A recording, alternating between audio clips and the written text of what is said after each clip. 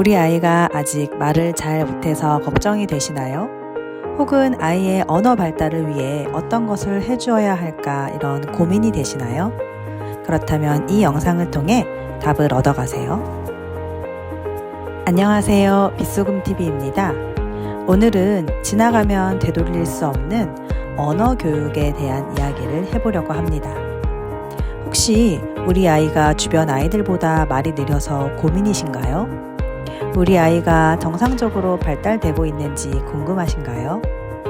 이런 경우 아이들의 평균적인 언어 발달 단계를 점검하셔서 우리 아이의 상태가 어느 정도인지 대략적으로 감을 잡는 것이 우선일 것입니다.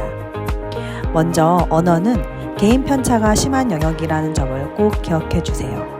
빠르면 돌 전에 단어를 말하는 아이도 있지만 두 돌이 지나도록 제대로 된 문장을 말하지 못하는 경우도 있습니다. 일반적으로는 돌 이전에 옹알이와 간단한 자음 소리를 반복해서 내다가 돌이 지나면서 엄마, 아빠 등 5단어 미만의 단어를 사용하게 됩니다. 평균적으로는 18개월부터 본격적인 언어 폭발 시기로서 급속하게 언어 발달이 시작됩니다. 제가 도움을 많이 받았던 몬테소리 교육법에서는 언어의 민감기 중에 말하기의 민감기 시기가 약 7개월에서 만 3세까지라고 이야기를 하는데요. 민감기란 아이가 특정 분야에 관심을 보이는 시기이며 그 분야에 관련된 기술이나 개념을 비교적 쉽게 흡수하고 깨우치는 시기입니다. 민감기 시기에 집중적으로 언어 자극을 주시는 것이 정말 좋습니다. 시간 관계상 연령별 언어 발달의 단계를 다 다룰 수 없어서 제가 따로 파일을 영상 더보기란에 링크를 남겨드리도록 하겠습니다. 우리 아이가 언어 발달 지연인지 알 수 있는 방법은 없을까요? 언어 발달은 지능 발달과 밀접한 연관이 있습니다. 언어 발달은 개인차가 매우 크고 유전적 혹은 환경적인 요인도 영향을 끼치기 때문에 뭐라고 단정하기가 어려운데요. 일반적으로 아이가 만 2세가 되어도 말을 하지 못하면 언어 지연이라고 합니다. 정신지체, 자폐증, 뇌성마비, 청각장애, 행동 및 정서장애, 사회적 자극의 결핍, 만성질환 등이 언어 지연의 원인이 될 수 있습니다. 말이 늦은 경우 이것이 병적인 상태인지 판단하기란 쉽고 간단한 일이 아닙니다. 일반적으로는 1세 이후에 언어 발달이 문제로 대두되는 경우가 많습니다. 언어 발달 지연을 의심할 수 있는 경우는 다음과 같습니다. 1. 12개월에 단 한마디도 말을 하지 않는 아이. 2. 18개월에도 말보다는 몸짓으로 의사 표현을 하는 아이. 3. 만 2세에도 간단한 2단어 문장을 만들지 못하는 아이. 4. 만 3세가 되어서도 문장으로 자신의 의사를 표현하지 못하는 아이. 위의 항목에 해당되는 경우에는 전문의와의 상담이 꼭 필요합니다. 그렇다면 어떻게 언어 발달을 촉진시킬 수 있을까요? 연령에 맞는 적합한 언어 자극을 주는 것이 필요합니다. 언어 발달에 가장 큰 영향을 미치는 것은 부모님인데요. 기본적으로 말하는 어른의 태도가 중요합니다. 말할 때 목소리를 생생하게 내고 표정을 풍부하게 해서 아이의 시선을 끌어줍니다.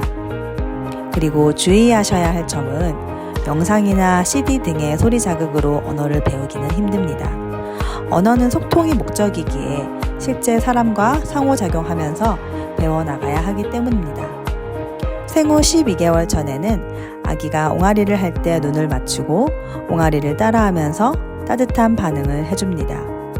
아이에게 미음, 비읍, 피읍, 쌍비읍 소리가 포함된 의성어 의태어를 많이 말해주세요. 엄마, 맘마, 붕붕, 빠방, 퐁퐁 등 아이가 쉽게 따라할 수 있도록 말이죠. 생후 12에서 24개월의 아이들에게는 동요를 들려주는 것, 책을 읽어주는 것이 좋은 자극이 될 수 있습니다. 동요를 불러줄 때는 가능한 짧고 같은 소리나 말이 반복되는 노래를 불러줍니다.